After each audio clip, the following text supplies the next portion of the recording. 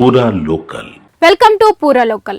Telangana CM Revanth Reddy విద్యారంగంపై కీలక నిర్ణయాలు తీసుకున్నారు. స్కూళ్ల నుంచి యూనివర్సిటీల వరకు బోధనలో నాణ్యత ప్రమాణాలు పెంచాలని ఆయన స్పష్టమైన ఆదేశాలు జారీ చేశారు. ముఖ్యంగా ఫేషియల్ రికగ్నైజేషన్ ఆధారిత అటెండెన్స్ సిస్టమ్ ని తప్పనిసరి చేయాలని అధికారులకు సూచించారు. దీనివల్ల విద్యార్థులు హాజరు శాతం పెరగడంతో పాటు ప్రొఫెషనల్ కాలేజీల్లో లోపాలు అరికట్టవచ్చని తెలిపారు. హైదరాబాద్లోని ఇంటిగ్రేటెడ్ కమాండ్ కంట్రోల్ సెంటర్లో విద్యాశాఖ పనితీరుపై సీఎం సమీక్ష చేపట్టారు.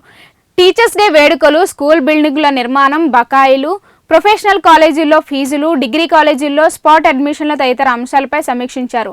నిర్మాణ పనుల విషయంలో ఇకపై అన్ని పనులు, క్లాస్ రూమ్లు, మరుగుదొడ్లు, కిచెన్ షెడ్లు, ప్రహారీలు ఒకటే సంస్థ అంటే TWIDC కింద జరగాలని సీఎం ఆదేశించారు. క్వాలిటీ లోపాలు తొలగించడానికి ఇది అవసరమని చెప్పారు. మధ్యాహ్న భోజన పథకం బిల్లులు ఆలస్యం కాకుండా గ్రీన్ ఛానల్ ద్వారా వెంటనే చెల్లించాలని ఆదేశించారు.